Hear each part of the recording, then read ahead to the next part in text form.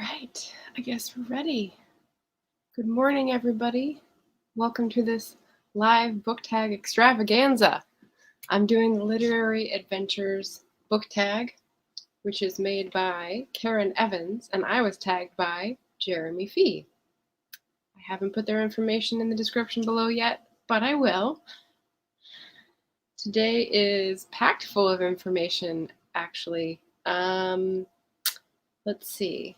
Before I get into all my props and my interesting literary adventures, because it's a very open-ended tag, Karen basically said, where have you been that you liked that had a literary connection? So I've got lots of things for that. I want to tell you first how friggin' hot it is here at 11 in the morning. So I've got the fan on like 5 feet away, and I hope it's not loud. I've also got a fan here in case I need another one. That's the glistening glow you're seeing there at 11 in the morning. It's like 90 degrees in the apartment. We do what we can. So I wanted to tell you 3 things coming up before I tag people and go on with my tag. The first is that tomorrow at 5 p.m. Pacific, I will be waltzing onto Chandra Arthur's channel, and she is what did I call her? I just put a post up and I said author, yogi, badass. She seems to have everything together and lots of stuff going on. She's vacillating between YouTube and Twitch, and so I'm just like, okay, that's the next generation. I don't have to worry about that. That's fine. But yeah, so she's really awesome. She's doing like a week-long celebration of her booktube anniversary stuff. And so I'm going to be part of that as like an indie author and go on her channel tomorrow at 5 Pacific. So is that tomorrow? Sorry, Sunday. Today's Friday. This will be on Sunday at 5. So I'm very excited for that. She's really cool.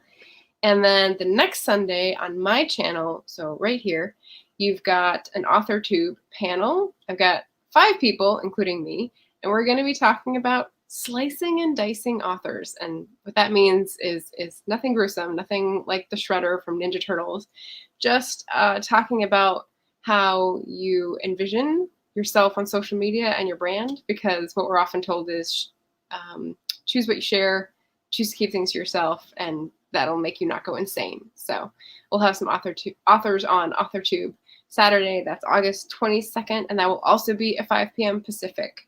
So we got 2 Sunday things in a row. And I think that's it. I think I'm going to save the number of books in my apartment, which everyone is waiting for on the internet, I'm sure. Save that for Sunday. That's right. I keep thinking today's Saturday. Save that for Sunday. I've got 2 days to put my 100th video together. I'm very excited about that. It's gonna be a mishmash, just as you would expect.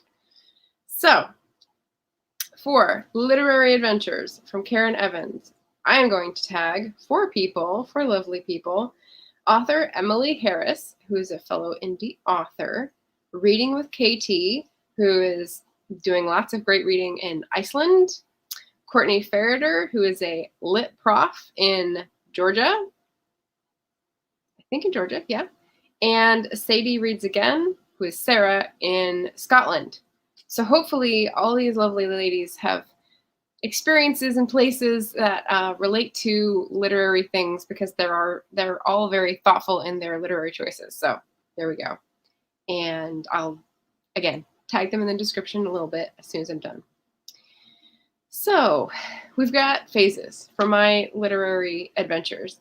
The first phase was what I would call pilgrimages. So when I was a kid and we go on family vacations, I definitely remember going to certain literary stops. We had a big trip when I was 15 where we went to Europe and went around and saw people who we knew, but also saw a lot of historical sites, and there were souvenirs had. So I'll start with those.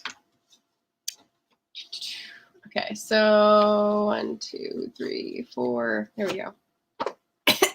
As my mom likes to say, she's a teacher always, and so when we go on trips, she's always looking for educational opportunities. Hi, Danny. We're talking about adventures, and I'm going to rip right into Bronte country. and Sir Walter Scott country and all this stuff, because when I was 15, this is one of the first places we went. And I don't know if anyone else gets these like booklets, but you know, they're not as expensive as books. They're things you pick up only at the museum, and they often have little tidbits of information that you can't get anywhere else. So I don't remember. It's been so long since I've read these, but I kept them. So the Parsonage Museum was one. We've got the thing for the country surrounding, so like the beautiful countryside around Haworth, which is where the Brontes lived, and more information. You can see it says £1.99. So yeah, long days ago.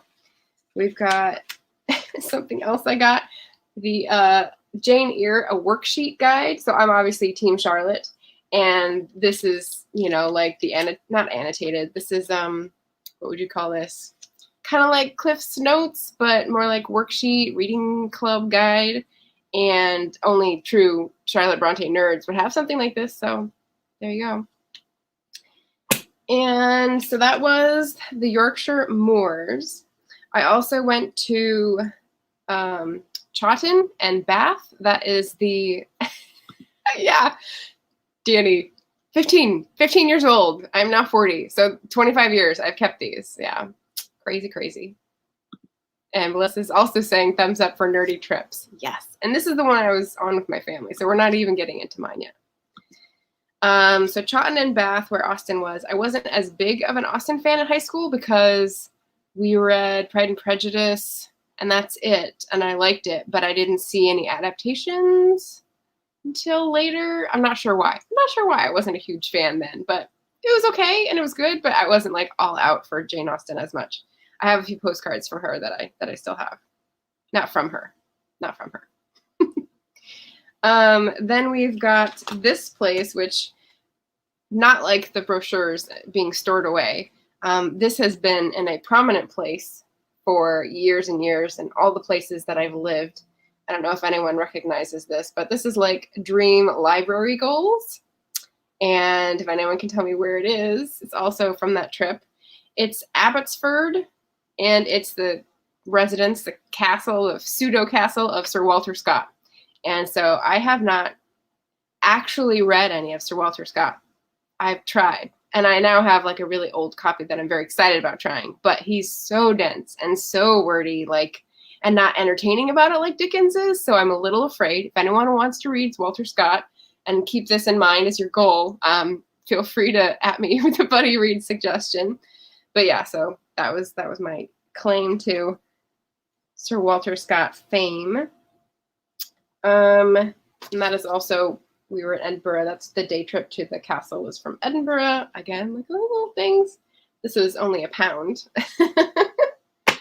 And of course, when we were in London, I don't have these here. When we were in London, we went to Stratford-upon-Avon, which is just up the river, and attended the London Globe, which is the Shakespeare theater, the recreation of his theater at his time, and saw a play. It was Julius Caesar, and I have postcards from that. And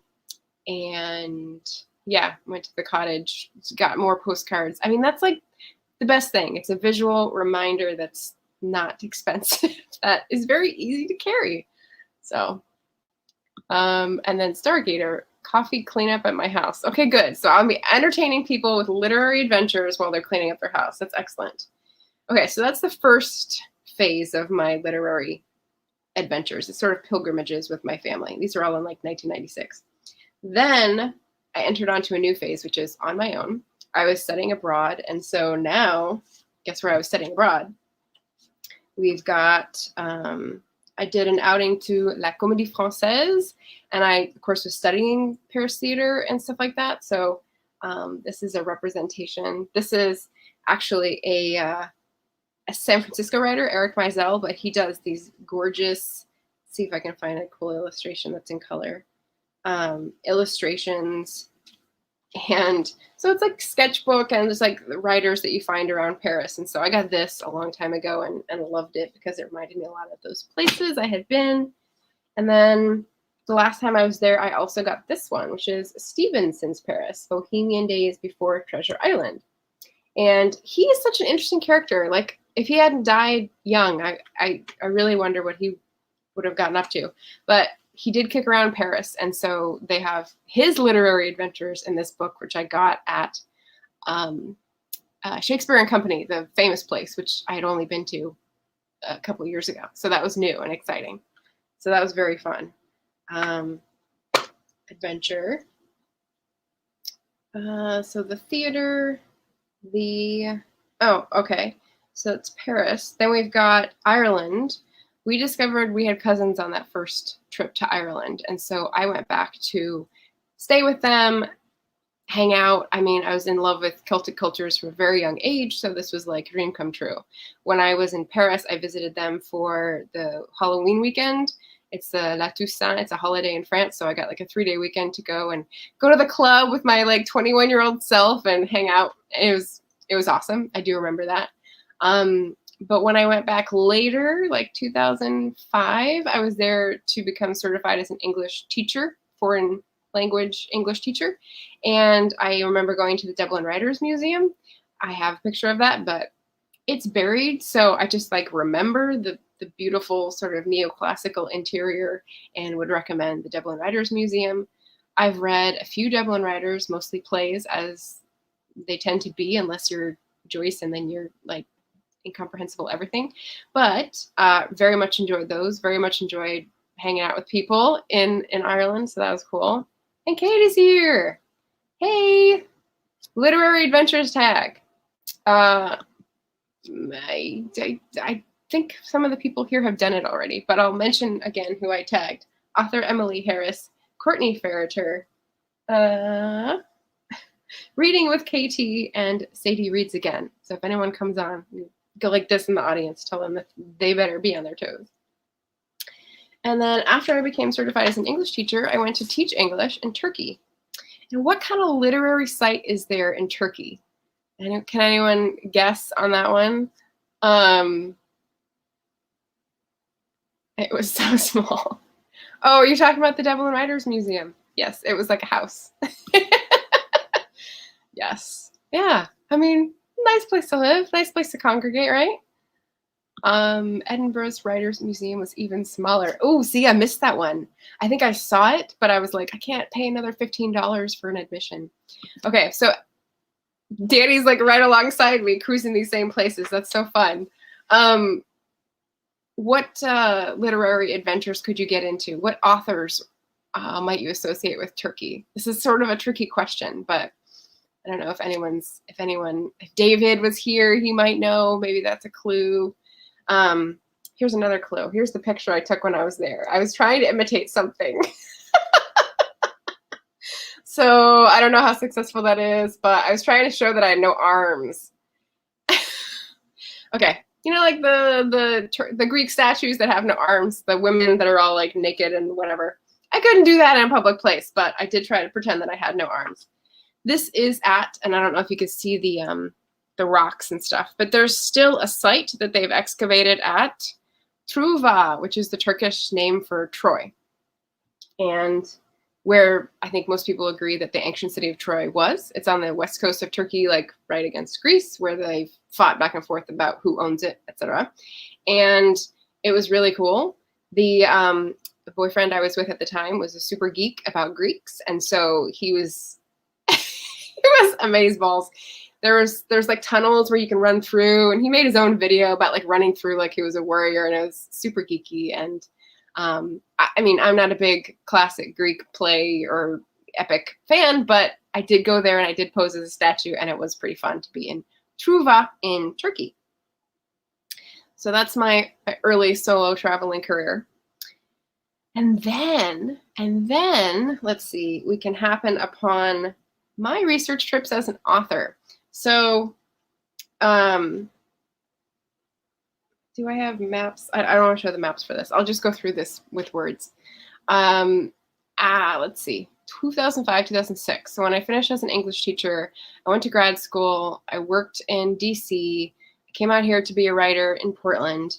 And after sort of between that transition between knowing I wasn't going to stay in DC and becoming a writer publishing books is when I thought I have this yearning to see places. And so I ended up going on several trips. And one was in 2011. That was the first trip. I don't think I really had authoring in mind, but it ended up rolling right into it anyway. And that was to Edinburgh, Glasgow, and Inverness. And they're all sort of, there's two of the big cities in Scotland in the Lowlands and one in the Highlands. And I really want to go back to Inverness. But it was on that trip that I sort of fell in love with Scotland. I can't remember anymore. 2011, that's 10 years ago. 10 years is no longer short-term enough for me to remember how I felt when it was so different from now and circumstances are so different. Sorry.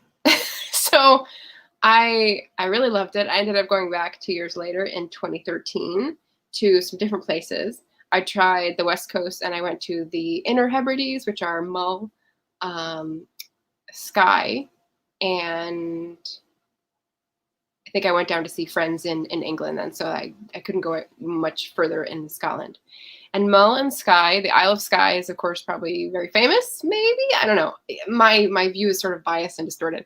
But it's famous from the legend of Bonnie Prince Charlie, etc. But Mull is where I set my family in my tale. So the MacLeans of Mull, there's sort of clan affiliations with places, and that was one of them. And it's the family that I chose for this special place that I imagined and then sort of tucked into a place on the map. And I've been to Mull twice now and love it. It's gorgeous. It's green all year round. It's rainy. It's next to the sea. It's got the history of like the fishing and the emigration and the clearances. And yeah, it was just really neat to explore. Skye was less so. I'm just biased. I don't know why. I think it was too touristy and like the innkeeper was too snotty or something, but I'm just sort of on Skye, except for the Quirang. There's like this drive where you go up and it's like you're in the middle of Australia. It's like this crazy geographical formation. And I mean, I'm sure that's inspired writers, but definitely inspired me. But Mull is the one where I set the family tale and the history and the industry and sort of put all those details into my historical fiction. And yeah, it's beautiful. Third trip, 2015, I went to the Outer Hebrides. So I went further out west, and these are called Uist and Barra. And I didn't make it up to Harris, but Harris is where you get Harris tweed. So again, all these like traditional Scottish industry places. But I went to the southern part, which was the more Catholic part, and then part of the Protestant island, but not like Lewis, because Harris and Lewis are the furthest north and the most Protestant and most historically firmly against like doing anything on the Sabbath and very strict about stuff. So that's not where I went, but I would like to go there someday. And when I went there, I was looking for more research. There was, I'd taken Gaelic by that time. So I was also looking to get more of an experience of, see if this makes sense. The Outer Hebrides, since they're more isolated, they're like a 5-hour boat ride. They had kept more of their Gaelic culture and language and practice. And so what was in the 1820s common on Mull, Gaelic speech, etc., had been wiped out and sort of, what's it called, assimilated and not been able to be spoken, etc. And so I wanted to see if I could get more of a feel for the traditional culture and see if I could hear any Gaelic and maybe go to like a concert, hear Gaelic music. And so I figured that would be like almost like seeing something from before from Mull, you know, like how places evolve. My my memory is disintegrating. This is fine. We're gonna keep going. Okay, so that was 2015. And then 2018, my last big trip, my mother and I went. And I got the map out for you for this one. This phase was like solid research. I went to Argyll. I had 2 places mapped out. So just in case you don't know, here's the west coast of Scotland. And let's see, Glasgow's right here. This is Northern Ireland by my pinky. And we sort of took a car from Glasgow. That was stressful. I drove because my mom had sciatica and it was really bad. But I drove up and around, and we sort of like in and out and up and down all these like little inlets in Argyll.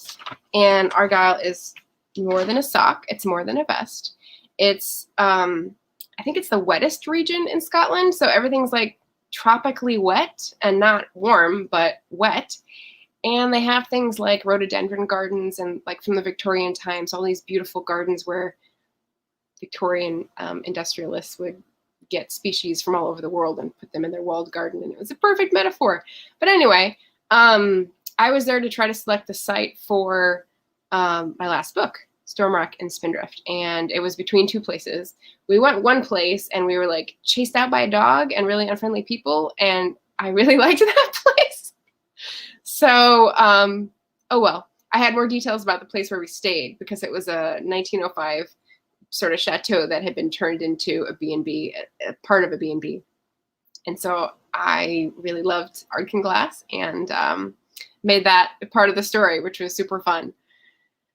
So yeah, and then here's the final phase. The final phase is that when we were done with Argyll, we traveled back down to London on the train, and I did a bookshop tour. And I'm going to count that as literary too, because yes.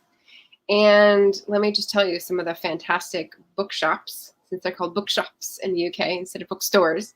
So you've probably heard of Waterstones and Foyles. Those are like chains, right? But have you heard of the famous Persephone that has all their books like this? They publish forgotten women writers of the 20th century and late 19th. And so they've got a lot of great titles that are out of print and, you know, do several a year to bring back women who had good things to say, and they've just been languishing by the side, you know. So, and there's also some men that they publish too. The London Review of Books, that was an earlier trip. Hatchard's, I think my favorite bookstore in the UK so far, unless it's the one in Inverness. Okay, Hatchard's for new, Inverness for old, for used. There we go. Hatchard's is like started in the 18th century, and it's in the southwest of London, and it's right next to Fortnum and Mason. There's just all the old, like, creaky, preserved history aspects, but also like a brilliant display of books, and so gorgeous. So yeah, Hatchard's of Piccadilly. Foyles, Daunt books, any amount of books that's used. And who did I just use for online ordering? Blackwell's. They're great. So Blackwell's is actually in Edinburgh, I think started. It's a Scottish chain, but they're great. So yeah. So there's the bookshop tour. Whew. So Melissa's saying Persephone books are so pretty, simple, and elegant. Yes, and the secret to every Persephone book is that they didn't just get lazy and decide to go with gray covers for them all. What they did is give them end papers that are specific to each story and relate to the author and or milieu of the story. So there's a lot of thought that goes into it. And they're like textile or some kind of decorative art from that time period, which I always find like super interesting. So, whew, there we go. I'm still hot. I still have the fan. What else was I gonna do? Final one, literary adventure by Vicarious Adventure. So my mom sent me this. It's her handwriting here, and it is the garden choices of, I think, Emily Dickinson. And I haven't been to the East Coast for a while. I haven't been to Emily Dickinson's museum house, whatever it is. But this garden magazine that my mom gets had a special on her garden and what plants she liked. And there are a lot of the same ones, like Daphne. I don't know if anyone loves Daphne plants like I do. It's like the smell is intoxicatingly good. We've got alyssum. We've got dianthus. I like dianthus. We've got hyacinth, which are also really good smelling. Poet's jasmine. So writer's garden. I love a writer's garden. Yes, I can't have it here in the apartment, but we'll try. We'll try. So yeah, there is my literary adventures tag for today. Like I said, I've got author Emily Harris, Reading with KT, Courtney Ferreter, and Sadie Reads Again. I hope you guys can come up with fun places throughout your life, either as an author that you've explored or as a reader that you found entrancing and enhanced your read of someone's book. Then just a recap of the events. 2 days from now on Sunday, I'm going to be on Chandra Author's author page extravaganza for her anniversary at 5 p.m. Pacific. Should be fun. And then the Sunday after that, I have an author 2 panel on my channel, and it's going to be 5 of us talking about authors sliced and diced. So tune in to see what that's like. Oh, I should put them up. I got stuff in my hands. I get distracted. There we go. So let me put them in the comments.